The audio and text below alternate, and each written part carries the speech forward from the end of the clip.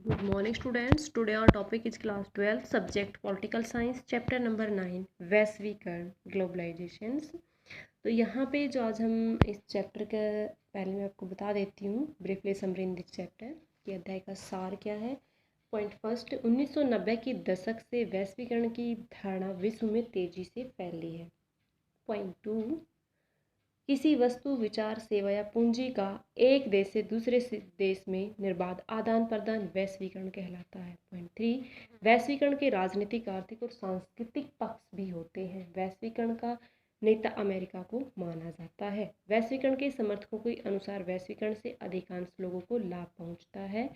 वैश्वीकरण के आलोचकों के अनुसार वैश्वीकरण का लाभ केवल एक छोटे से भाग को मिला है, विश्व की अधिकांश जनता को हानि हुई है। तो सबसे पहले वैश्वीकरण क्या है इसके बारे में हम यहाँ पर बात करेंगे। वैश्वीकरण का अर्थ, वैश्वीकरण से अभिप्राय किसी वस्तु, सेवा, पूंजी एवं बौद्धिक संपदा का एक देश से दूसरे देश के साथ निर्बाध रूप से आदान प्रदान करना है। वैश्वीकरण के अंतर्गत अंतर्राष्ट्रीय व्यापार का संचालन निर्बाध रूप से होता है, जो एक सर्वसहमत अंतर्राष्ट्रीय संस्थाओं द्वारा निर्धारित नियमों का पालन करता है। एंथनी गिडेन्स के अनुसार वैश्वीकरण की अवधारणा को निम्न प्रकार से समझा जा सकता है। पॉइंट फर्स्ट, वैश्वीकरण से अभिप्राय विश्वव्यापी संबंधों के परवीकरण से है। पॉइंट टू, वैश्वीकरण एक ऐसी अवधारणा है जो दूरस्थ प्रदेशों को एक प्रकार जोड़ देती है और स्थानीय घटनाओं का प्रभाव मीलों दूर स्थित प्रदेशों की व्यवस्थाओं एवं घटनाओं पर पड़ता है। अब यहाँ पे हम बात करते हैं वैश्वीकरण के राजनीतिक प्रभावों की। तो राजनीतिक जो पक्ष पर वैश्वीकरण के प्रभावों का 3 आधारों पर इनका वर्णन किया जा सकता है। प्रथम तो वैश्वीकरण के कारण अंतर्राष्ट्रीय संस्थाओं एवं राष्ट्रीय कंपनियों के हस्तक्षेप में से राज्य कमजोर हुए हैं। दूसरा, कुछ विद्वानों के अनुसार वैश्वीकरण के प्रभाव के बावजूद भी राज्यों की शक्तियां कम नहीं हुई है। राज्य अपनी इच्छा अनुसार कार्य करने या न करने का निर्णय लेते हैं। पॉइंट थ्री, आधुनिक तकनीकी एवं प्रौद्योगिकी की मदद से राज्य अपने नागरिकों को लाभदायक एवं सही सूचनाएं प्रदान करने में सफल हुए हैं। पॉइंट टू, अब यहाँ पे वैश्वीकरण के आर्थिक प्रभाव हैं। तो वैश्वीकरण का जो आर्थिक पक्ष है वो महत्वपूर्ण माना जाता है, क्योंकि आर्थिक आधार पर ही वैश्वीकरण की धारणा ने अधिक जोर पकड़ा है। वैश्वीकरण के कारण विश्व के अधिकांश देशों में आर्थिक प्रभाव बढ़ा है। इसके अंतर्गत वस्तुओं, पूंजी तथा जनता का एक देश से दूसरे देश में जाना सरल हुआ है। यद्यपि वैश्वीकरण के समर्थकों के अनुसार वैश्वीकरण के कारण अधिकांश लोगों को लाभ हुआ होगा तथा उनका जीवन स्तर सुधरेगा, परंतु आलोचकों के अनुसार वैश्वीकरण का लाभ एक छोटे से भाग में रहने वाले लोगों को मिला है, सभी को नहीं मिला है। क्योंकि वैश्वीकरण में जो देश इंटरनेशनल लेवल पर व्यापार का कार्य करते हैं वो उन्हीं को फायदा होता है, बाकी देशों को नहीं होता है।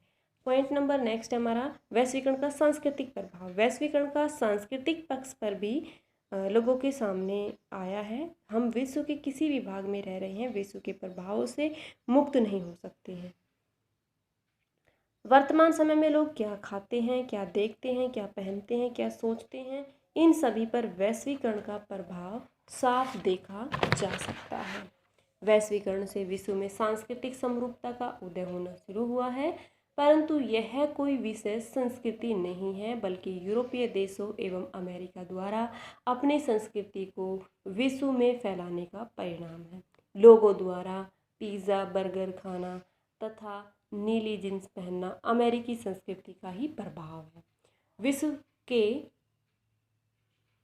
विकसित देश अपनी आर्थिक ताकत के बल पर विकासशील एवं पिछड़े देशों पर अपनी संस्कृति लादने का प्रयास कर रहे हैं। भारत वैश्वीकरण के अखाड़े के रूप में 1991 में जो नई आर्थिक नीति अपनाकर भारत और वैश्वीकरण एवं उदारीकरण की प्रक्रिया से जुड़ गया। आर्थिक प्रभावों के परिणामस्वरूप विश्व के अनेक विकसित देशों एवं बहुराष्ट्रीय कंपनियों को भारत एक बड़ी मंडी के रूप में नजर आने लगा था।